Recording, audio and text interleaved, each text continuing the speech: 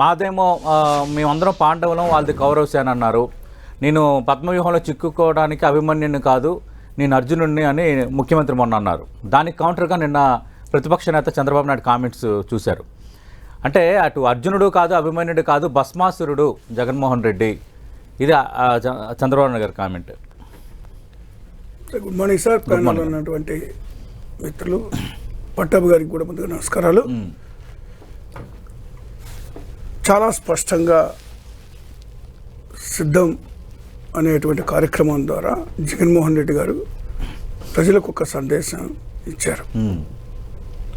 వాస్తవాలు ఏదైతే ఉన్నాయో కళ్ళకు కట్టినట్టుగా చూపించారు ఆయన. ఈ రాష్ట్రంలో జరుగుతున్నటువంటి అన్యాయాలు, వాళ్ళు చేసేటువంటి కార్యక్రమాలు, దుష్ప్రచారాలు, ప్రభుత్వం పైన, జగన్మోహన్ రెడ్డి గారి పైన బురద జల్లేటువంటి ప్రయత్నం, చివరికి జగన్మోహన్ రెడ్డి గారి కుటుంబంలోనే చిచ్చు పెట్టి మరి వాళ్ళు చేస్తున్నటువంటి విన్యాసాలన్నీ కూడా ప్రజలు గమనిస్తూనే ఉన్నారు. అందుకే చాలా స్పష్టంగా మరి నేను అర్జునుడిని కాదు, నేను మరి అభిమన్యుడిని కాదు, అర్జునుడిని అని చాలా స్పష్టంగా జరిగింది. అంటే ప్రజల మద్దతుతోటి నేను ఉన్నాను కాబట్టి బలి కావడానికి సిద్ధం లేదు, సిద్ధం కాదు నేను అని చాలా స్పష్టంగా చెప్పడం జరిగింది. అంటే ఇందులో జగన్మోహన్ రెడ్డి గారు చెప్పినటువంటి మాటల అంతర్థం ఏంటంటే, ఈరోజు అధికారంలోకి వచ్చిన నాటి నుంచి ఈరోజు వరకు కూడా అనేకమైనటువంటి సంక్షేమ అభివృద్ధి కార్యక్రమాలతో శరవేగంగా ప్రభుత్వాన్ని నడుపుతున్నటువంటి సందర్భంలో మరి ముఖ్యంగా ఎస్సీ, ఎస్టీ, బీసీ మైనారిటీలను, పేదవాళ్ళను, అగ్రవర్ణాల్లో ఉన్నటువంటి పేదవాళ్ళను, అట్టడుగు వర్గాలను ఆదుకున్నటువంటి పరిస్థితుల్లో గత ప్రభుత్వం 650 హామీలు ఇచ్చి విస్మరించి వదిలేసినటువంటి పరిస్థితుల్లో మరి ఈరోజు సంక్షేమ కార్యక్రమాల ద్వారా, అభివృద్ధి కార్యక్రమాల ద్వారా ముందుకెళ్తూ ఎన్నికల సందర్భంగా మరి జగన్మోహన్ రెడ్డి గారు ఈ మాటలు మాట్లాడడం జరిగింది. అంటే ఓటేసిన ప్రజల తలపై చేయి పెట్టి వాళ్ళ జీవితాలను భస్మం చేస్తున్నారు, అందుకే భస్మాసురుడు అవుతాడు జగన్మోహన్ రెడ్డి, ఆయన జగనాసురుడు, జగనాసురుడిని ఓటుతో తరిమి కొట్టండి. ఇది నిన్న చంద్రబాబు నాయుడు కామెంట్స్. అది ప్రజలు నిర్ణయిస్తారు. గతంలో 14-19 ఎన్నికల తర్వాత ఆ మధ్యలో ఉన్నటువంటి 14-19 మధ్యలో వాళ్ళ పరిపాలనను ప్రజలు చూశారు కాబట్టే మరి ఎవరు భస్మాసురుడు అనేటువంటిది నిర్ణయించారు కాబట్టే ప్రజలు 23 సీట్లకే పరిమితం చేసినటువంటి పరిస్థితులు స్పష్టంగా ఉన్నాయి. ఇప్పుడు లేనప్పుడు కానీ మేము ఈరోజు జగన్మోహన్ రెడ్డి గారు ఏం చెప్తున్నారు, మీకు మేలు చేసినట్లయితే అని మీరు నమ్మితేనే నన్ను ఆశీర్వదించండి. చాలా క్లియర్గా, ఓపెన్గా ఆ మాట చంద్రబాబు నాయుడు గారు చెప్పగలరండి. నా 14 ఏళ్ల పరిపాలనలో కానివ్వండి, లేదా 14 నుంచి 19 పరిపాలనలో కానీ నేను చేసినటువంటి పరిపాలన చూసి నాకు ఓట్లేయండి అని అడగమనండి. ఈ రోజుకి ఆ మాట అడిగినటువంటి పరిస్థితి లేదు ఆ పార్టీలో ఏ ఒక్కరు కూడా. కానీ చాలా స్పష్టంగా మా నాయకుడు మా పరిపాలన చూసి మీకు మేలు చేశానని నమ్మితేనే మీరు మమ్మల్ని ఆశీర్వదించండి అని మాట్లాడారు. సో అక్కడే అర్థమైపోతుంది వాళ్ళు చేసినటువంటి, గతంలో వాళ్ళు చేసినటువంటి అన్యాయాలు, అకృత్యాలు, దౌర్జన్యాలు, వాటి గురించి ఏం చెప్తారు వాళ్ళు చెప్పుకోవడానికి ఏం లేదు. ఒక్క పథకం 14 ఏళ్లలో ఈ పథకం చెప్పగానే చంద్రబాబు నాయుడు గారి పేరు గుర్తొచ్చేది ఉంటుంది. ఏమన్నా చెప్పమానండి. రాజశేఖర రెడ్డి గారు పరిపాలన ఇచ్చారు, ఆరోగ్యశ్రీ అనగానే రాజశేఖర గారు గుర్తొస్తారు, లేదా ఫీజు రీఎంబర్స్మెంట్ అనగానే రాజశేఖర గారు గుర్తొస్తారు. ఈరోజు జగన్మోహన్ రెడ్డి గారు ఒక్క పథకం కాదు కదా, అవి రెండు కంటిన్యూ చేస్తూనే మరి నాడు నేడని విద్యార్థులకైతేమి, లేదా రైతులకైతేమి, మరి వైద్య రంగం అయితేమి, అన్ని రంగాల్లో కూడా మరి ముందుకు తీసుకున్నటువంటి పరిస్థితులు, డెవలప్ చేసినటువంటి పరిస్థితులు చెప్పుకోవడానికి ఎన్నో ఉన్నాయి. చెప్పుకుంటూ పోతే సమయం కూడా సరిపోదు కాబట్టి అన్ని ఉన్నాయి కాబట్టి మేము ధైర్యంగా మాట్లాడగలుగుతున్నాం. వై నాట్ 175 అని.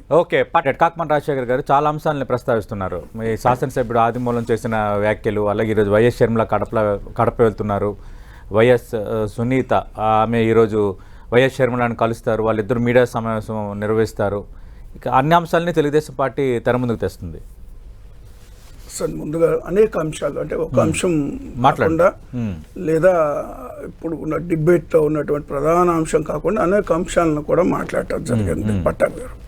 నేను ముందుగా ఒక ఎవరో రాసినటువంటి స్క్రిప్ట్ జగన్మోహన్ రెడ్డి గారు చదువుతున్నారు అంటే చెప్పుకోవడానికి ఏం లేక ఈ పురాణాలు అర్జునుడు అభిమన్యుడు ఇలాంటి డైలాగులు మాట్లాడుతున్నారు. ఇది టీడీపీ జగన్మోహన్ సార్ ఒకళ్ళు రాసినటువంటి స్క్రిప్ట్ కాదు, వాస్తవాలకు అనుగుణంగా ప్రజలకు మేము ఏమైతే హామీ ఇచ్చామో ఆ హామీలను ఏ విధంగా నెరవేర్చాము, ఏ మేరకు నెరవేర్చాము, 99.5% నెరవేర్చామని చాలా స్పష్టంగా చెప్పడం జరిగింది.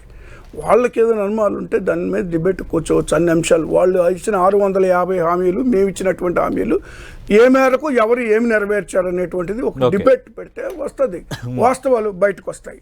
అది అలా ఉంటాయి. అంటే వాస్తవాలకు అనుగుణంగా జగన్మోహన్ రెడ్డి గారు మాట్లాడారు. ఇప్పుడు చంద్రబాబు నాయుడు గారు చూడండి, ఏ పేపర్ పెట్టుకొని చదువుతా మైక్ పెట్టుకొని సభల్లో చేస్తున్నాడు మాట వాళ్ళ కళ్ళకు కనపట్టలేదా? నాకు అర్థం కావట్లేదు. అది ఎవరు రాసినటువంటి స్క్రిప్ట్ అది? కాబట్టి ఇవన్నీ స్క్రిప్టులో అనేటువంటి మాట లేదా ఇంకోటని తప్పుదో పట్టించేటువంటి ప్రయత్నం వద్దు, వాస్తవాలు మాట్లాడాలని నేను వారికి కోరుతా ఉన్నాను. తర్వాత మరి ఆదిమూలం గారిని ఏంటంటే ప్రమోట్ చేశారు. ఆయన ఎంపీగా సత్యవేడి నుంచి తిరుపతి ఎంపీగా పంపించినటువంటి పరిస్థితులు ఉన్నాయి. మరి ఆయనకి ఒకటి ఇష్టం లేకపోవచ్చు, ఇష్టం లేని సందర్భంలో అనేకమైనటువంటి మాటలు మాట్లాడతారు. ఇష్టం లేనిటువంటి వాళ్ళు లేదా బయటికి తిరుపతి ఎంపీని సత్యవేడి ఎమ్మెల్యేని మీరు కుండ మార్పిడిలాగా అటు నుంచి ఇటు నుంచి అటు చేశారు. ఆ మరుసటి రోజే కోనేటి ఆదిమూలం వచ్చి ముఖ్యమంత్రిని క్యాంపస్లో కలిచారు, పుష్పగుచ్చం ఇచ్చారు, సాలువ కూడా కప్పారు. మళ్ళీ ఏం జరిగింది? మళ్ళీ ఎందుకు ఆయన అయిష్టంగా మాట్లాడుతున్నారు? నచ్చిన నిర్ణయాలు తీసుకుంటారా? ఎస్సీస్ అంటే గొర్రెల ఆ తరహాగా ఎందుకు మాట్లాడుతున్నారు? అదే సార్ నేను చెప్తున్నా. అంటే ఎస్సీస్ గొర్రెల్లాగనో లేదా బర్రెల్లాగనో కుక్కల్లాగనో చూసింది చంద్రబాబు నాయుడు గారు. వర్ల రామయ్య గారు లాంటి వాళ్ళని రాజ్యసభ ఇస్తాను రమ్మని చెప్పి కృష్ణా బ్యారేజ్ ఎక్కగానే నీకు క్యాన్సిల్ అయిందని చెప్తే మళ్ళీ వెనక్కి వెళ్ళిన బ్యారేజ్ మీద నుంచి వెనక్కి వెళ్ళిన సందర్భాలు ఉన్నాయి.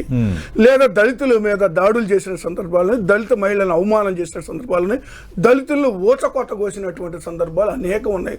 దళితుల గురించి మాట్లాడే అర్హత హక్కు వాళ్ళకి లేనే లేదు. ఒక దళితుడిగా చెప్తా ఉన్నా, గత 40 ఏళ్ల నుంచి నేను క్షుణ్ణంగా పరిశీలన చేసి చూసిన సందర్భాన్ని పురస్కరించుకొని నేను ఈ మాట మాట్లాడుతా ఉన్నా. అది అలా వచ్చాడు. ఆదిమూలం గారు మరి స్వార్థ ప్రయోజనాల కొరకు ఆయన మరి ఎమ్మెల్యే కావాలనో లేదా మళ్ళీ మంత్రి అవ్వాలనో లేదా ఆయన ఆలోచన లేదా అసలు అక్కడ గెలిచే అవకాశాలు లేవు కాబట్టి అసలు పార్టీ మారాలనే ఆలోచన, మొత్తానికి ఆయన ఒక ఆలోచన చేసుకొని ఆయన్ని వాళ్ళు ప్రలోభ పెట్టినటువంటి సందర్భంలో ఆయన మాట్లాడినటువంటి పార్టీ వివరణ కోరిందా? అంటే పార్టీ నుంచి ఏమైనా ఎక్స్పెల్ చేస్తారా?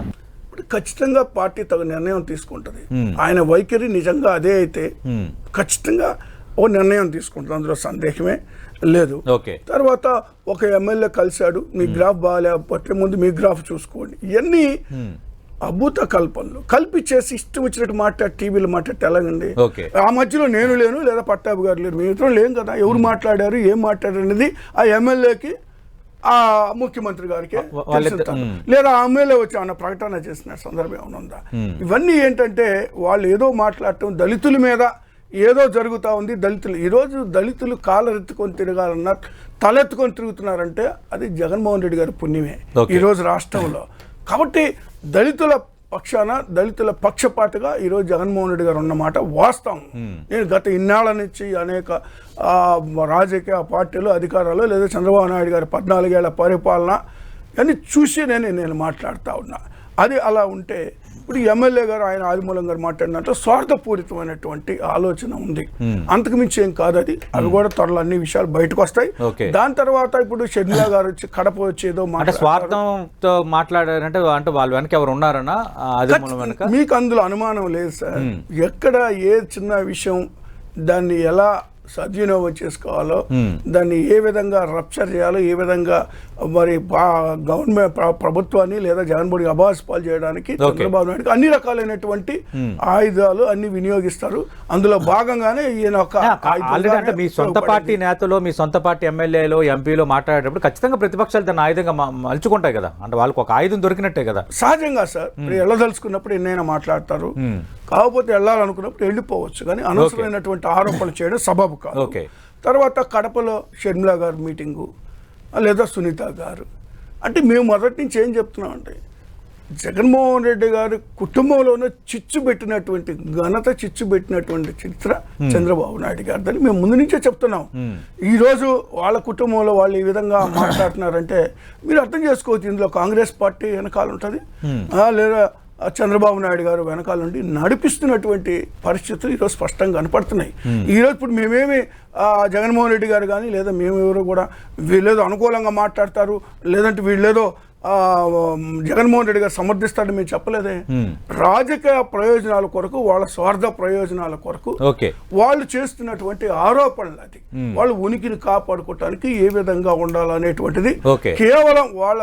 కాకమన్ రాజశేఖర్ గారు ఈ అంశం ప్రస్తావన వచ్చింది కాబట్టి వైఎస్ విజయమ్మ గతంలో మీకు వైఎస్ఆర్ కాంగ్రెస్ పార్టీకి గౌరవ అధ్యక్షురాలుగా పనిచేశారు, ఆ తర్వాత ఆమె రాజీనామా చేశారు.